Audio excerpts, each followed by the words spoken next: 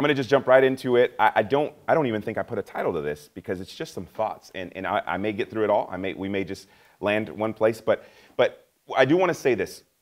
As I begin, I want you to understand that this has been written for leaders who already love the church, love Jesus, and are already sold out to him. So when I say, it starts with this and you lead with that, don't think I'm disregarding the fact that it starts with loving Jesus and having a relationship with him and loving the church. I hate to use the word expected and hate to use the word like bare minimum standard, but that is. So I'm not going to dive in the fact that you should love Jesus and love the church. That's where we're already going to get that out there because that's the start. So this next section says it starts with you, and then we're going to go from there. So it does. It starts with you. It starts with you. Being a strong leader and being a strong team starts with you as an individual. Some people will say the phrase leading yourself well, but when you're going into ministry, there's a couple like bullet points I want you to consider. The first thing is this. Honestly seek the Lord regarding the calling on your life and his will. Because oftentimes people dive into ministry as a result of an idea or as a result of something they've seen that has inspired them. And you can be inspired and have great ideas and then crash and burn because it wasn't the Lord's will. Or you can be inspired and have a great idea, but God allowed you to be inspired and have a great idea to pass that on to someone else. So first of all, honestly seek the Lord regarding the calling on your life and his will when you're diving into ministry. Next thing, little bullet point under it starts with you. Have an honest understanding of your abilities and capacity. Have an honest understanding of your abilities and capacity. Now, I'm not speaking against faith. I know the Lord, and we even talked, the verse was even used today. The Lord can do exceedingly and abundantly above all we can ask, think, or imagine, correct? But at the same time, God wired us. God gave us, I wouldn't even call them limitations, but healthy boundaries and guardrails of how he uses us. And our capacity. And when I say abilities and capacity, I actually mean in a large scale, not just the way your brain works or your talent, giftings, and how you operate, but I even mean capacity from a familial perspective. If Karina is pregnant with triplets, I'm not going to say, babe, let's launch some ministry. You guys understand what I'm saying? I mean capacity from a larger, no, Lord, I don't even know why I said that. That was such a crazy example. What was I thinking? Goodness. How was that my thought? What in the world? So, anyway, God bless you guys. I hope you got something out of this. All right, but because see, here's the deal. We've got to understand. We've got to understand that there's a lot of people who bite off more than they can chew or dive deep into something that feels like it's of God and it sounds good and it even feels good, but they didn't measure their entire capacity in that season. To be honest, right now we see it a lot even with students. We have students who can we be a part of your student leader program? We want to show up to the Monday night meetings. Great. They jump on, they do it. It's in August, and they're a football player. Okay? Coach Star Wars is not going to be showing up at my front door. All right? You go to practice. Matter of fact, our lead pastor's on your football staff. No, you're not being a leader right now. You know what I'm saying? But now I don't say that you can't grow in your leadership no matter what season you're in, and that you can't be a key and crucial part of ministry no matter what season you're in. But I'm talking about leaders understanding where they are at as they dive in, as they grow, as they expand. One more thing I'll say about capacity, and it kind of leads down into something I'm going to share later when it comes to systems. I believe that God gives us the space, even in his sovereignty and even as he strengthens us, gives us the space to actually establish foundations for growth. He does send the harvest, and he does grow ministries and grows people the way he wants to, when he wants to. But at the same time, I also ask this to our teams oftentimes, because when we're thinking about our systems and our small groups and things, and I'm jumping ahead, but this is a capacity thing.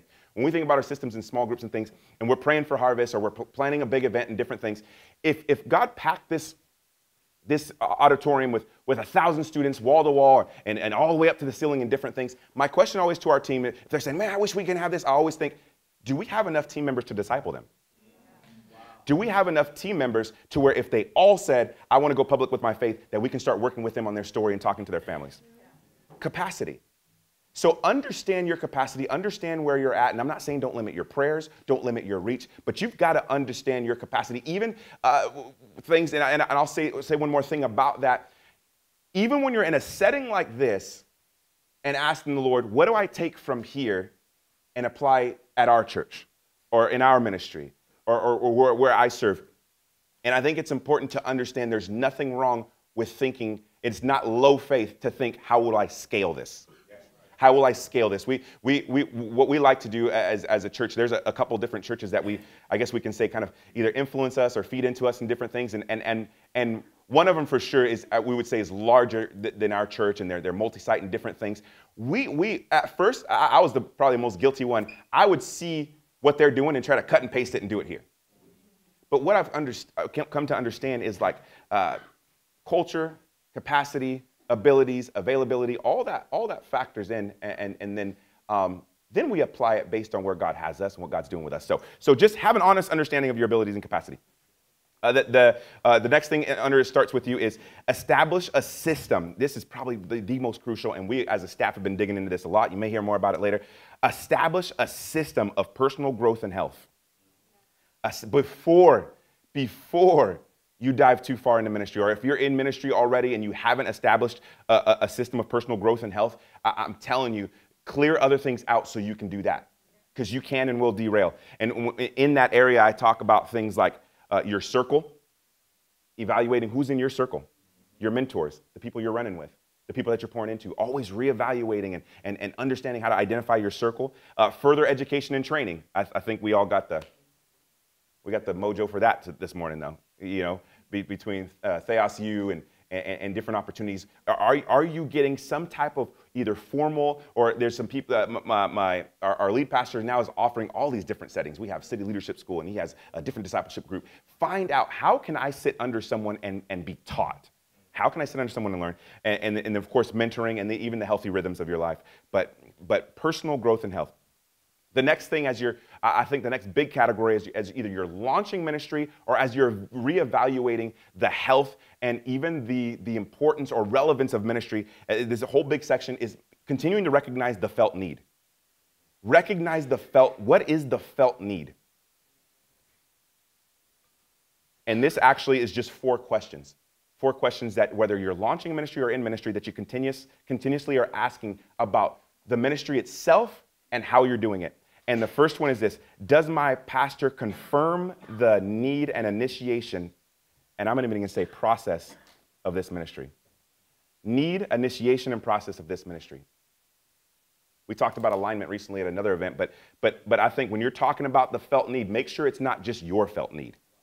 Yeah, that's right. Make sure it's not just your desire. That's right. Your lead pastor, whoever's above you, whoever's pouring into you, whoever's shepherding you as a part of your local church, make sure that they're confirming, yes, this is a need for us. Yes, we do have a burning desire for this. Yeah. Or even making sure they're saying even still. Because there's times we've had men's homes, we've had homeless ministry, we'd have women's homes, and we've had all these different things that we don't do now. And I'm not saying it's not a felt need anymore, but make sure that you're not so stuck in what the opportunity you had to do or something that you have in your hand. We always talk about keeping whatever you have in your hand in a loose hand and not a tight hand. Just make sure that your lead pastor still has at least a similar burn for you with what you're doing. Because if the lead pastor is saying, I would rather go in a different direction, and you're trying to go full speed and gain momentum in what you're doing, there's going to be a clash and you're going to lose. You're the one that's going to lose. Okay, so make sure it's still felt need. Also, ask this question: is this benefiting the church as a whole? Is what we're doing benefiting the church as a whole? And we can talk about the local church, or we can talk about the capital C kingdom, but what you're doing, is this benefiting the church as a whole, especially your local church? And I'm not saying it has to reach the entire church, but I can tell you right now, our youth ministry, our young adult ministry, our leadership school, our women's ministry, our men's ministry benefits the church as a whole. Because of what it's doing, our kids ministry, because of what it's doing, it's benefiting families. And we even have these conversations. We bug each other even to do more. Like Renelle and I and Jolene and I, like, guys, are we on the same page? Are we streamlining? How's kids streamlining into tweens? How's tweens streamlining into youth? And how's youth streamlining into young adults? See, you guys get what I'm saying? Because we know as long as we're streamlining into each other, it's benefiting the church as a whole. This is a big one for us. I don't know how everyone else approaches it, but it's a big one for us. I'm going to say it when it comes to the felt need. Will this benefit the community? Does this benefit the community? Or you can say our city, but does it benefit the community in the city? Our favorite phrase, I don't know if Dad, if you made this up or you just say it a lot, but I love it. Like, if your ministry was no longer in your city, would people notice?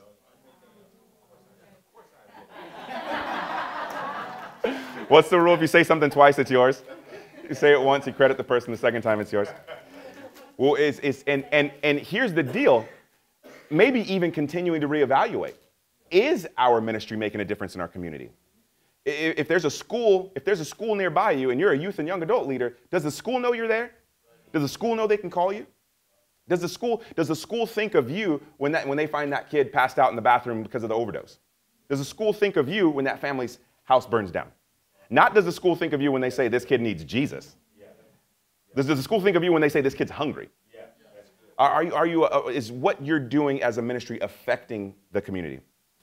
And one more, that a topic that I feel like we're digging in more and more as we see different generations, and if we're just seeing this long line of the model of the church probably over the last 40, 50 years, and those that have come and gone.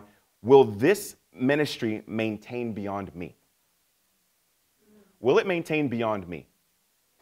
Is it rising and falling on the talent, gifts, and vision of me, the leader, or even of your team? Here's the deal. Make sure it's not even the rise and fall of your team, because some people will say, no, it's not rise and fall with me. We got a team of 20 people. Well, your team of 20 people might actually grow with you in a wave. They may transition with you on a wave. They may go start a campus with you, or we're seeing this happen in our church. The boss might keep hiring them for different staff positions, which is great. But think about this. It can't even rise and fall on your team, especially youth and young adult ministry. Are your students already understanding how to lead areas, understanding how to get involved? I love seeing our 13-year-old bass player and our 16-year-old drummer this morning. Like this ministry is going to last well beyond our worship pastor and our MD and all these guys. They're already having these guys do it. 21-year-old being an MD for so much because our church producer and music director is saying, no, you've got to do it. It's not that I'm letting you do it. You've got to do it because, Solomon knows where God's taking him. And when they're creating albums and all these things, I've got to empower people. Because when God calls me to the next step, or when God calls us as a ministry to the next step, I don't want to look back and say, I wish I did. So is it going to go beyond you? All right, this next section is probably, I'm probably going to just stay here for a while because it's talking about team building. And team building is so easy to talk about and so easy to say, like, it's important to have a team. I think it's good to have a team. But it's so much harder to actually activate and trust and do. Because, and it's actually one of the topics in here, building a team takes a lot of work. It takes a lot of work. And it is honestly easier at times just to do it yourself. It really is.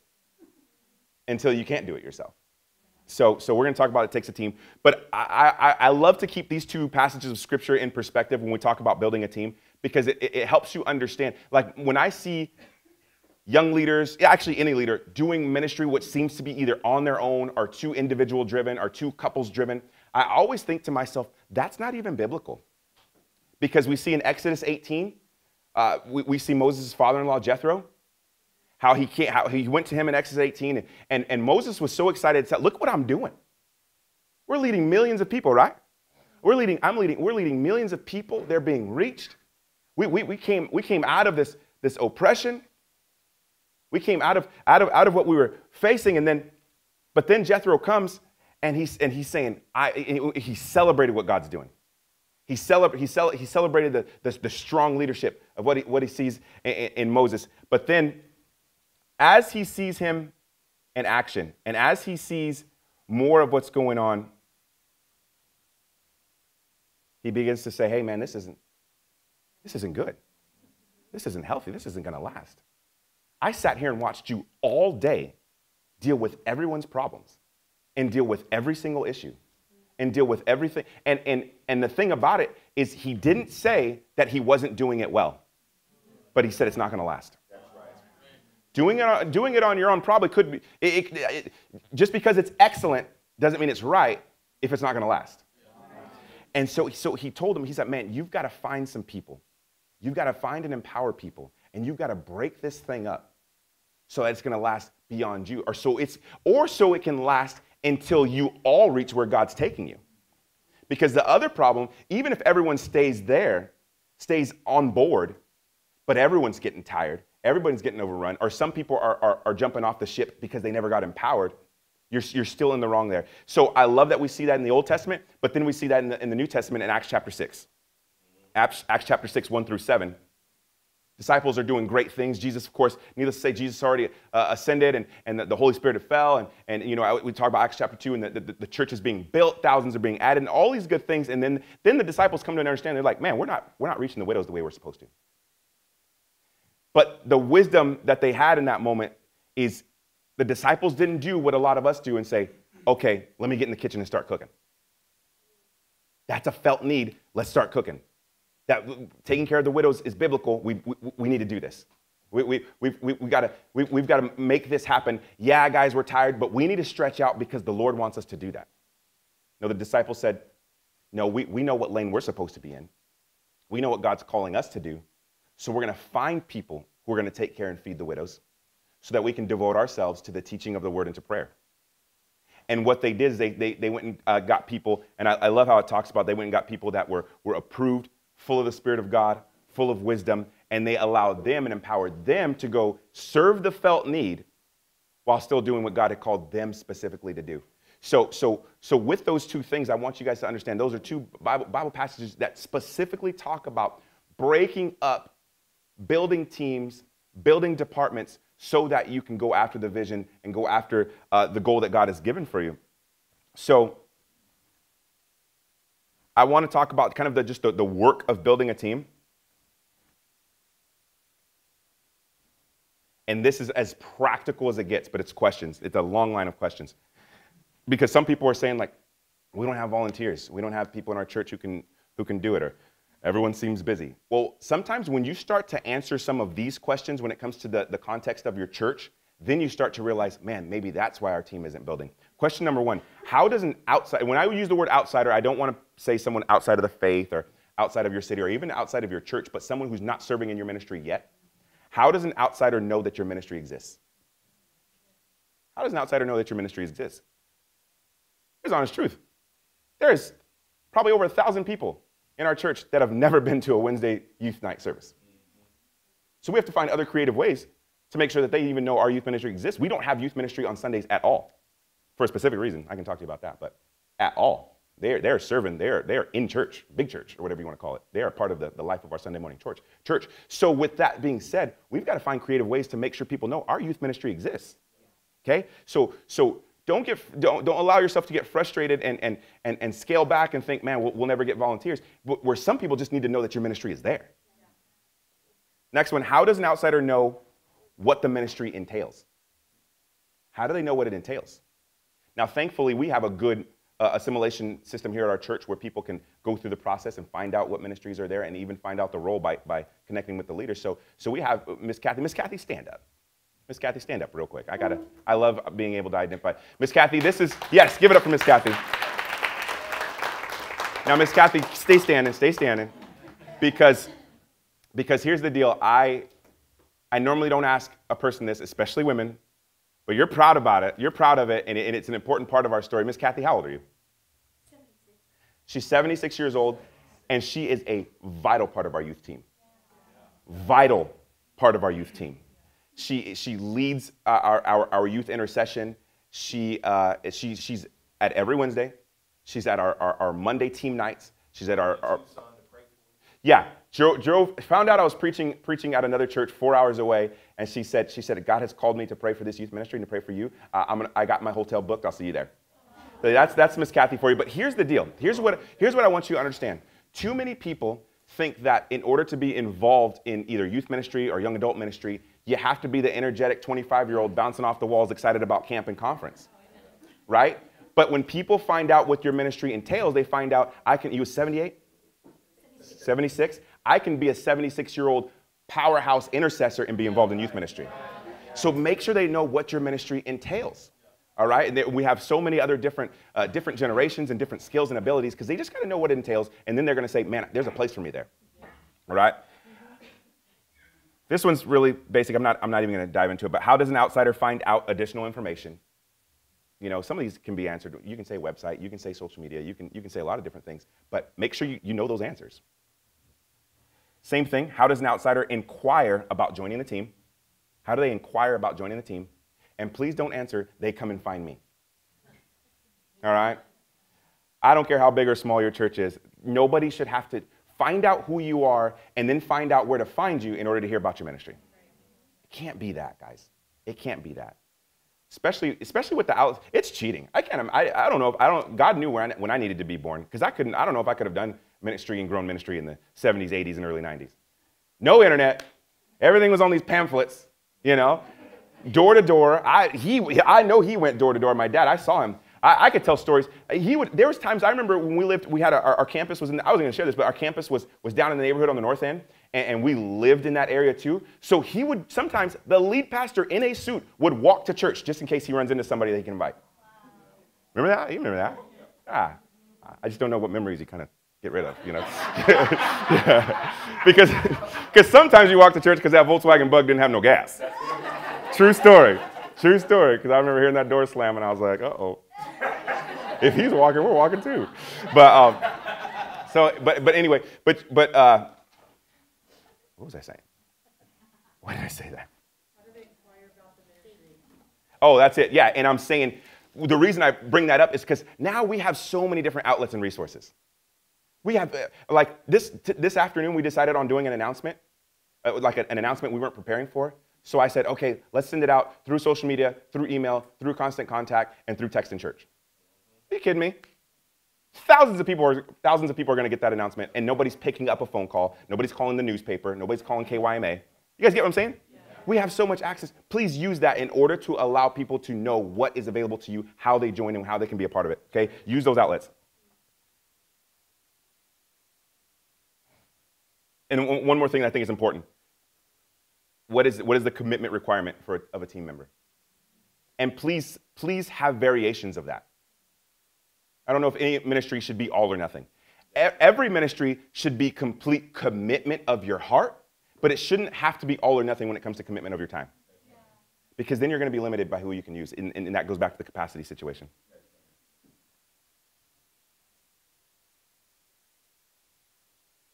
One thing that we found, honestly, and this may be the thing, if I had to point out something, and the boss may say different, and I think there's times we all have different answers because God's just done things that are beyond us. But this is one of the things that I believe has truly strengthened our church and really led to a lot of the growth. And this is a whole different category, but grow the team in to grow the team out. Grow the team in to grow the team out. Jensen Franklin talks about that even as an individual. Grow in to grow out. And this is some of the ways that we grow the team in order to grow our teams out. First one is this: relationships and time are absolutely essential. I like to say you grow with who you know. You grow with who you know. You're not going to grow with someone who's only showing up when they're checking in and then you're giving them an assignment. You're not going to grow with them that way. You've got to find a way to be in their life and have them in yours. You've got to find a way to put them in different places, spaces, and scenarios so that you can grow off each other. Because here's the thing, it benefits them because remember, if you're leading someone in one way or another, you're also discipling them. It doesn't mean that you're their main mentor or anything like that. But if they've committed to your team, you've also committed to help them grow, whether it's in their leadership, walk with the Lord, or all the above. But also, it helps them know you better so they can serve you better. And I don't want you guys to take that wrong when I say serve you better, but you guys get what I'm saying, correct? So relationships and time are absolutely essential. How you do that is depends on your capacity, it depends on your availability. Karina and I, our team, we have a bit of a pretty heavy standard right now, or a heavy system, but we found an additional felt need that this actually helped us reach. So a lot of our volunteers are young people who work evening jobs, or they work 2 jobs, or they're involved in sports and they're coaching or different things, and we want them to do that. So what we found is we weren't having the amount of meetings that we wanted to have as a team, but then we also discovered a lot of our youth team wasn't going to a life group. You catching this? Weren't having enough meetings. Team members weren't attending a life group. So it turned into a bit of, we had some heartache. We had some team tension. We weren't growing as a team the way we wanted to. So we're like, I think we can hit both of these felt needs at the same time. So what we decided is we will have a weekly gathering for any youth leader that can make it and we do it every Monday night. And that is not only the final prayer, prep, and discussion for our Wednesday night service, but it's also our life group. We dive into the Word together. We pray together. We eat together. And we've seen that with our tweens. We've seen that with our kids. We've seen that with our young adults. We see that with men and women. And I firmly believe we can attribute a lot of the growth to that, if the big guns agree. But we grow in relationships, and then we grow out. One thing we like to tell to our small group leaders, and I'm telling you this as a ministry leader, do with your team, do with them and for them what you want them to do with and for others. Do with your team, okay, I'll say this in youth leader talk, do with your team what you want them to do with students. Do for your team what you want them to do with students. Here's the deal. You want your youth leaders to be generous to them. Right? You want them to be generous with your students? You be generous to your leaders. If you want your youth leaders to make themselves available to students, you make yourself available to your leaders. You want your leaders to teach, lead, and operate in the gifts of the Spirit, get your leaders together with you and teach, lead, and operate in the gifts of the Spirit. If you want your you guys get what I'm saying? If you want leaders to lead students in being good citizens and being productive members of the community, even outside of the church, make sure you're doing that with your leaders and encouraging them in that direction. And so you do with them and do for them what you're hoping they will do with and for your students. Or you can even, if you're not a youth leadership or young adult leadership, but you're just a general leader, you can even talk about what the next tiers. Do with your highest level leaders, and anybody who's here on the CTC lead team know this is exactly the model we have. The boss does with the lead team what he's trusting and believing for the lead team to do with the ministries that are serving under them. Correct? Yeah. Beautiful trickle-down effect. One more thing in terms of growing in to grow out. This is challenging for me. I talk about it a lot. I joke about it, but I'm serious about it. I'm so much of an Enneagram 3, it's not even funny.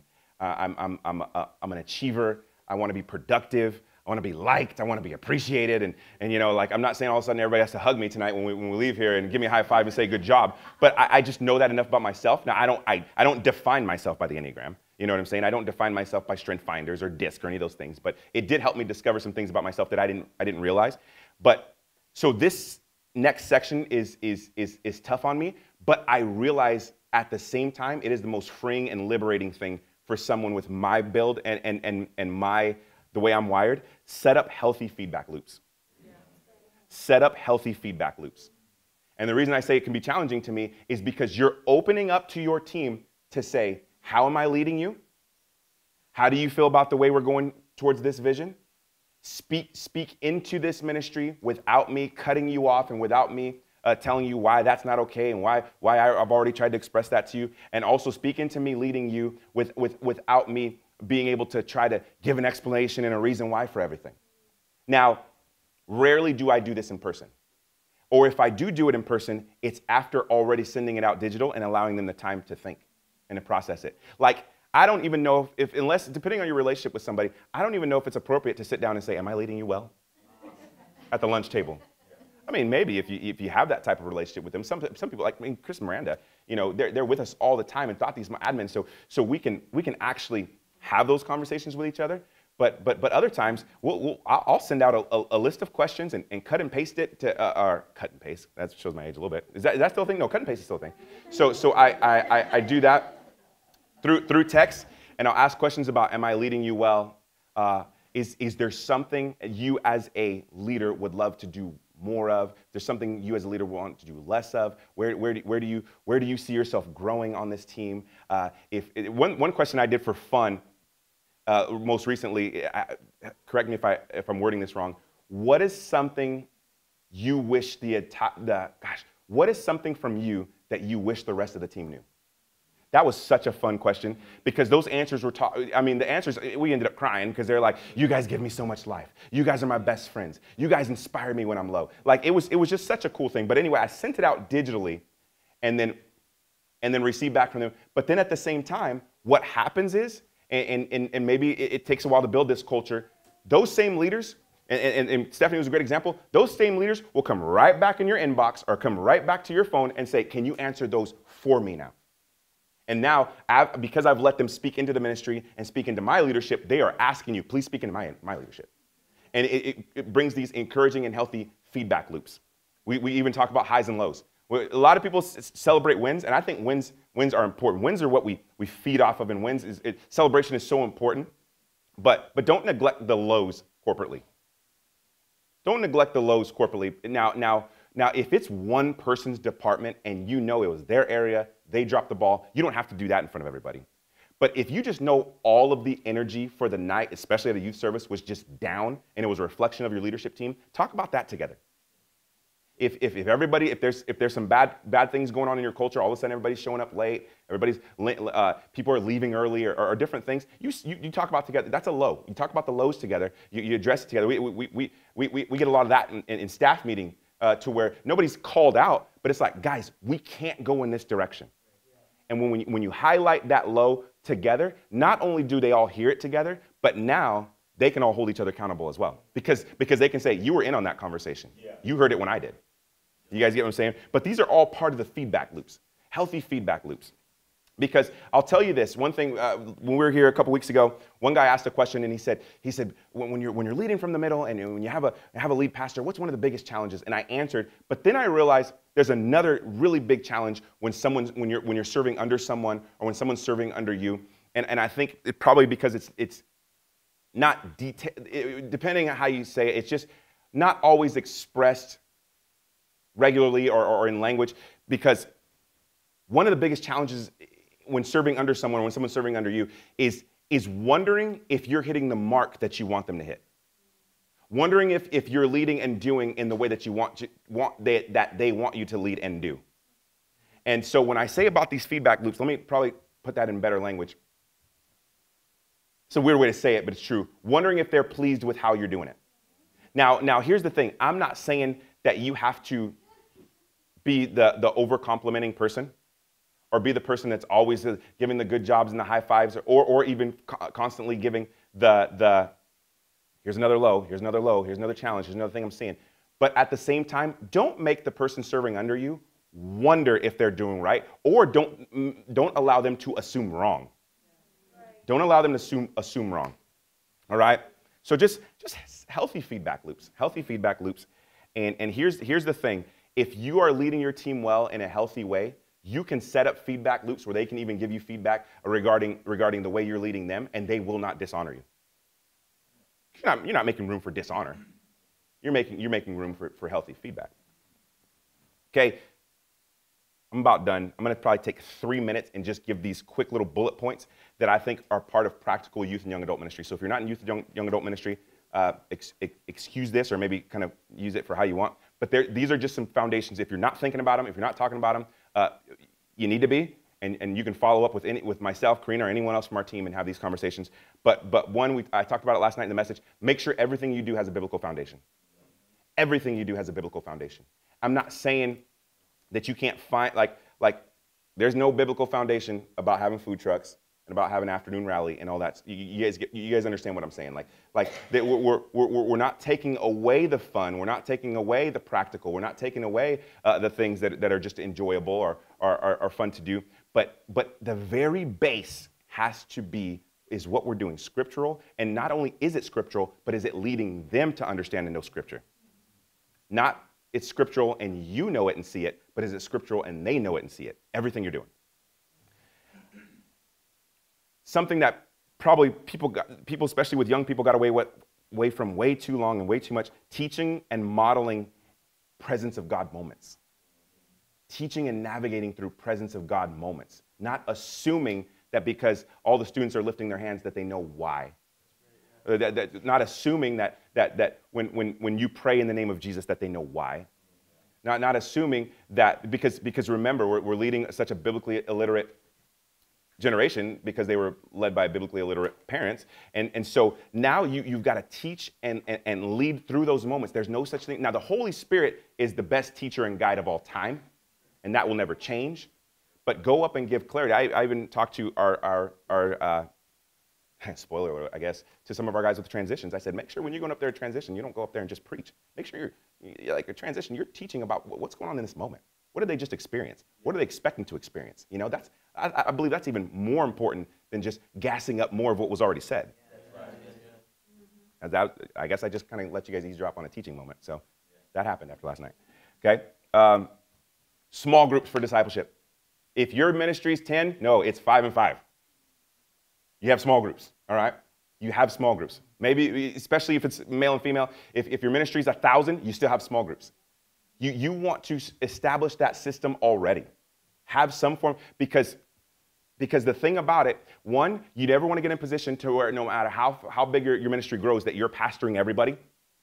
And you never want to get into a position where someone, AKA, like in my case, where a junior high girl thinks that she has to open up to me about the deep struggling things that she's going through because I'm the one she knows the best, or because her mom grew up with me or whatever else.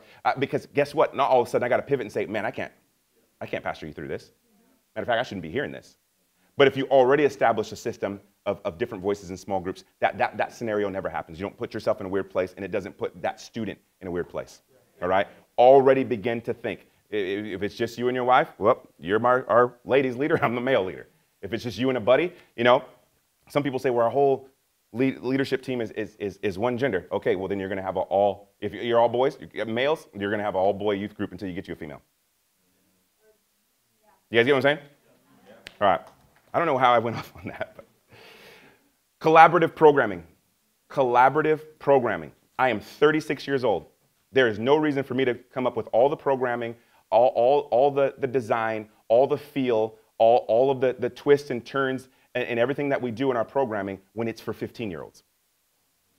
Like I said, our team gets together. We get together 3 times a month, and we do life group, and we do planning and prep. But then once a month, we get together here in the sanctuary, and we have prayer and worship with all of our student leaders, and we let them speak into what we're doing.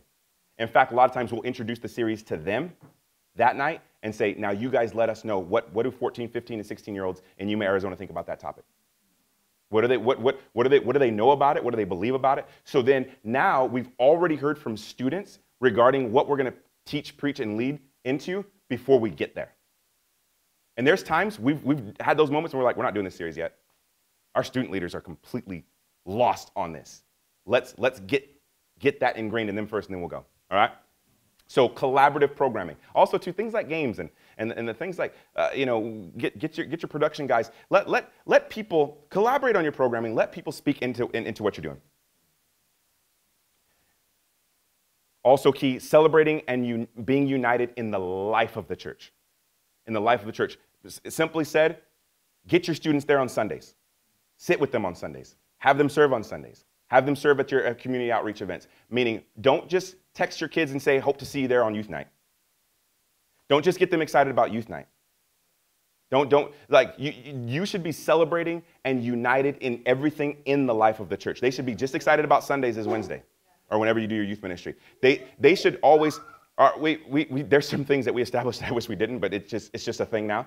When we do our big community outreach things called Serve Day and all that, and it's early on a Saturday morning, and we have hundreds of people from the church that dive into it, we have students start texting us and saying, I guess we're all spending the night at your house on Friday night, right, for Serve Day? Because we did that once, and then it just turned into a thing. So, but I don't want to break that, because I'm like, if they associate Serve Day with we're all there as students, and we stay at Tyrone and Karina's and stink up their house and eat a bunch of pizza the night before, I'm good with it. Because they're still thinking Serve Day is for us, and we're a part of it. So you're thinking and celebrating and planning and being part of the life of the church. And the last one, and I hit on this already, community awareness and involvement. Community awareness and involvement. Know what's going on in your city, even specifically when it comes to dealing with young people. know what the young people are doing, know what the young people are thinking, know what the young people are into, and not only know about it, but be involved in it. And if it's a good thing, be involved in it and dive in. If it's a bad thing, be involved in helping teach and train why it's a bad thing. All right?